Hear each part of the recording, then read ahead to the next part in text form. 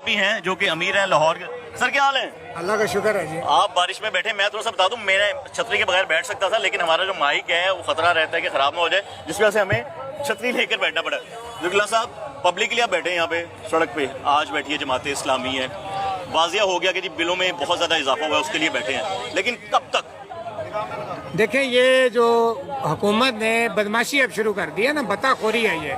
आप बिजली की कीमत तो हमसे लें, जो हम बिजली जलाते हैं हम उसकी कीमत देने के लिए तैयार हैं, लेकिन ये कौन सा इंसाफ है कि आप बिजली के बिलों के जरिए से टैक्स वसूली शुरू कर दें। अब भाई टैक्स तो APR का काम है, वो टैक्स ले, और दूसरा ये है कि आप डॉक्यूमेंट करें। अब एक रेडी वाला वो भी बिजली चलाता है, एक मजदूर भी चलाता है, जो बेचारा दिन को अपने बच्चों के लिए 1000-1500 कमा के लाता है, वो अपने बच्चों की रोटी रोजी पूरी करे, या ये जो एक रैंडम इन्होंने टैक्स सबके ऊपर नाफज कर दिया है, ये जुल्म है। हम समझते हैं कि अगर APR टैक्स लेना चाहती है वो इकोनॉमी को डॉक्यूमेंट करे, जिस पे टैक्स लगता है वो उससे टैक्स ले, लेकिन जिसके ऊपर टैक्स नहीं लगता उससे टैक्स लेने का जवाज क्या है इनके पास। इसलिए हमारा मुतालबा ये है कि ये जितने टैक्सेस हैं ये बिजली के बिलों से तो निकाले जाएं और APR इसका अलग मैकेनिज्म बनाए। मैंने अभी बात की काशिफ साहब से भी कि वजीर आजम ने कहा कि 200 से ऊपर जिसका यूनिट है उसको पे करना पड़ेगा, नीचे गरीब आवाम है उसको रिलीफ दे दिया।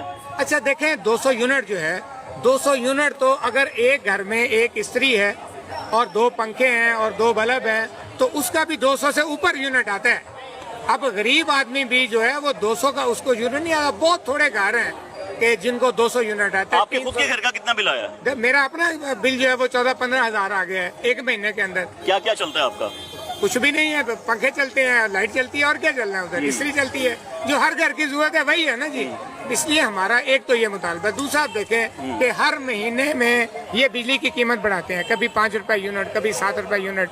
जब इनसे पूछा जाता है तो ये कहते हैं चूंकि प्राइस बढ़ गई है पेट्रोल की, फर्नेस ऑयल की, इसलिए हमने यूनिट की प्राइस बढ़ाई है। चलो ये हम जुल्म बर्दाश्त करने के लिए तैयार है, लेकिन फिर उसके बाद फ्यूल एडजस्टमेंट के नाम पे एक अलग बत्ताखोरी है जो की जाती है। वो आप वाली बात होगी जो मैं आपसे सवाल भी करना चाह रहा था। वो कहते हैं कि बिजली पैदा करनी होती है तो कोयला जलाना पड़ता है या LNG जलानी पड़ती है, जिसकी वजह से फ्यूल एडजस्टमेंट आती है, तो वो हम लोग फंड नहीं ले सकते या सब्सिडी नहीं दे सकते, आवाम को बर्दाश्त करना होगा। अच्छा, मैं ये पूछता हूँ कि अगर या तो फिर आप रखें ना कि यूनिट प्राइस आपने फिक्स की हुई है, फिर फ्यूल एडजस्टमेंट आप डालें।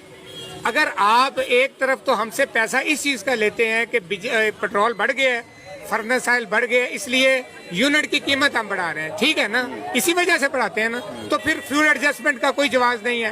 और अगर आप ये कहते हैं कि फ्यूल एडजस्टमेंट लेना है तो फिर बिजली की कीमत बढ़ाने का इनके पास क्या जवाब है? फिर हर महीने यूनिट के अंदर जो इजाफा है ये बदमाशी और जुल्म नहीं है तो फिर क्या है? कब तक बैठने का आपका इरादा है? अगर हुकूमत नहीं मानती, जिसका मैंने भी सवाल किया, दोबारा आपसे करूंगा कि पुलिस भी आ सकती है आपको हटाने के लिए, क्योंकि 144 नाफिज है कि हम माल रोड पे प्रोटेस्ट नहीं कर सकते हैं, उस वक्त क्या करेंगे फिर आप? देखें, ये हुक्मरानों के लिए तो मार रोड पे कभी 144 नहीं लगा। इक़्तिदार के अंदर रहने वाले जो उनके, वो तो अपने जलसे भी करते हैं, अपने प्रोग्राम भी करते हैं, इसलिए ये तो लाहौर के लोगों के हक की आवाज़ है। हम यहाँ पे बैठे हैं, पुलिस अगर आएगी तो इंशाल्लाह ताला हम यहाँ खड़े हैं, हमें पुलिस गिरफ्तार करे, हम जेलों में जाने के लिए तैयार हैं, लेकिन लाहौरियों को जो हक है उस पर कंप्रोमाइज नहीं करेंगे। हमारा मुतालबा जेन्युइन है, अगर हम गलत हैं तो आगे हमें कायल करे, वापदा कायल करे, हुक्मरान कायल करे। तो बस फिर अगर आपका मुतालबा नहीं माना जाता तो आप कितनी देर तक यहाँ बैठे रहेंगे? देखिए, हम तो इस जद्दोजहद को आगे बढ़ाएंगे। हम धरना लंबा देना पड़ा, लंबा धरना देंगे, हमें घेराव करना पड़ा, वापदा का घेराव करेंगे, हमें हुक्मरानों के दफातर का घेराव करना पड़ा, वो घेराव करेंगे, लेकिन ये हमारे मुतालबा जेन्युइन है। लोग बिजली के बिल देने की पोजीशन में नहीं है।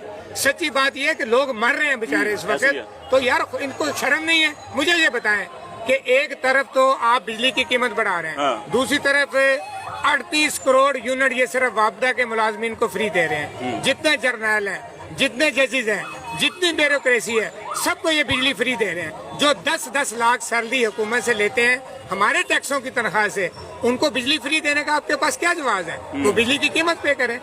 इसलिए ये जो इन्होंने एक तरफ बिजली फ्री है और जर्नलों को फ्री है, जजेस को फ्री है, ब्यूरोक्रेट्स को फ्री है, हुक्मरानों को फ्री है, उस आवाम को भी फ्री की जाए। या तो फिर सबको फ्री करे ना, वरना सारा अपना बिल दें। हमें लगता है कि जमात इस्लामी के अमीर सिराजुल हक साहब भी यहाँ पर आएंगे। जी बिल्कुल, सिराजुल हक साहब तो निकले हुए हैं, वो तो सलाबज़दा इलाकों में हैं। अभी फिर वो 2 रोजा दौरे पे दोबारा वो चले गए। ये KP के अंदर जो अभी बहुत शदीद तबाही हुई है, तो हमने तो देखे, हम तो दो काम कर रहे हैं। एक तरफ हमारी अल खिदमत और जमात इस्लामी वो फंड रेजिंग कर रही है और सलाम में हम काम कर रहे हैं, लेकिन हम इस इशू को कैसे छोड़ें? बड़ा बड़ा अच्छा काम करें, अल्लाह करे कि ये मामला भी हल हो। शोई साहब आप मैं एक और जी बात जी जी जी बताएं। देखें, एक और मसला है जो हमारे मुतालबात में शामिल है कि बिजली बड़े पैमाने पे चोरी की जाती है और उसमें वापदा शामिल होता है, इनके एहलकार शामिल होते हैं। वो बिजली चोरी जो की जाती है, उस चोरी बिजली का बोझ भी आपके और मेरे बिल के अंदर डाल दिया